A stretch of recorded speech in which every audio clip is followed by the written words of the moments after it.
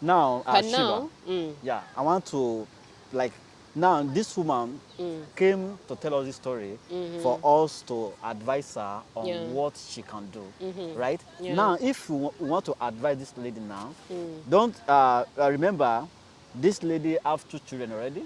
Yeah. Is pregnant. 3 now. Pregnant with the third one. The third one, Are you yeah. getting- And they have been together for 17 years, 14 years of marriage, 3 years of courtship, right? And these people, they are both Nigerian. And this lady that actually took her, took him from her is a Ugandan. Everything happens here in Dubai. What do you think this woman should do? One, the best thing that I can tell you is first be patient. Okay.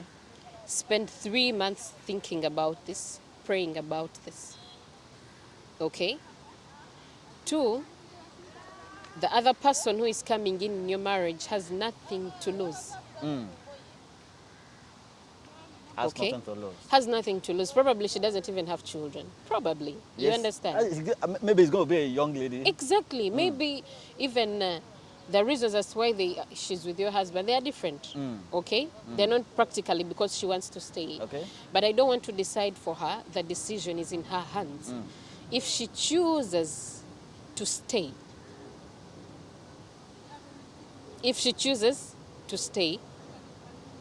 let her know it is not her fault. And move on psychologically and for her mental health and for her baby. Because every time you're stressed, your baby lacks oxygen inside. Okay? Every time you cry as a woman, when you're pregnant, it's easy for your baby to pass on. So at this particular time, I'm telling her, let her give herself 3 months of praying and thinking about this. Let her write the advantages of her walking away and the disadvantages of her staying here. In both. Advantages and disadvantages of staying, advantages and disadvantages of walking away. Is it going to be easy to walk away for a marriage of 17 years with Yeah. 2 children and 1 pregnancy? Is it going to be okay, be like easy? If you know how to calculate your things, it's okay. If now what I want to inform her is just to know, to calculate and know that in case I move out, you're the one who gave me that book of the rules of power. In the rules of power, the man said that. But you get lots of power. Yeah, You read it already? calculate. I finished it, alhamdulillah. Where's my book? He said that when you're planning in life, plan for everything that can come along the way. Okay? If you know that when you walk out of this marriage, your children are losing, first sit down and think. At this particular point, if she was single or if she didn't have children, the advice would be different. But now that she has children involved in this, if she stays and the children are at a risk of being in a domestic violated home, if you ask me, I would say, let her first be financially stable, emotionally stable, and then walk out if she decides to walk out. If she decides to stay, when they are together, but let her give this time, okay? Let her first understand, what time do we talk about this with my husband? Okay. If he comes back 3 a.m. drunk or excited, don't talk about these things. But the man now seems that the man is not even coming at all. When she called this man, the man will not pick her call. Let her give it time. Relax. If you know you did your part as a partner, relax. Okay? Let her wait, but let her not destroy the image of the husband among the children. Okay? Because now let me tell you one thing. When you're dating someone, there are 2 statuses involved: a husband and a father. Okay. If you know the person you're dating will not be a good husband to you, leave them. If you know a person will not be a good father to your children, do not bother. I remember last time I told you that my father told me something, that I'm now old enough. I'm now a woman. Actually, the day I lost my mother, he told me, you're now a woman. Every single man you're going to open your legs for, whether protected or unprotected sexual intercourse, is a potential father. You say so. He told me, put emotions aside.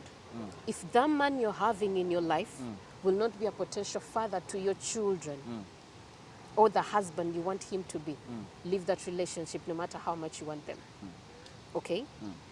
But as I've told you, among the 5 things that they teach us in Islam that we don't know is something that will happen tomorrow. No one knows that. Okay? But in life, that book that you gave me, it said that we should live life as water. It takes up a form of the place where they put it. If they put it in a glass, it takes a particular form. If they put it in a bowl, it takes a particular form.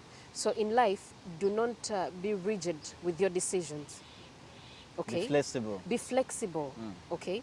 At this particular point, I would want her to take up the shape of that situation that she is having. I'm not a marriage counselor, okay? Yeah.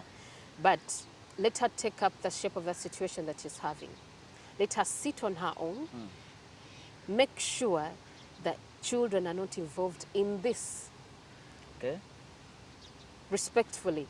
Because whatever decision she does now is going to affect the children. Sure. Okay? So her decision doesn't depend on like me who is single or who doesn't have children yet. Yes. You understand? So she has to think. And when she's talking, she should avoid talking to people who have nothing to lose.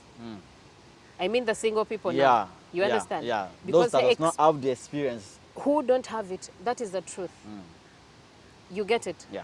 If she's to talk to someone, let her talk to someone who is either qualified or is talking on a neutral basis. You get it? Yeah. So, as I said, let her first wait for 3 months.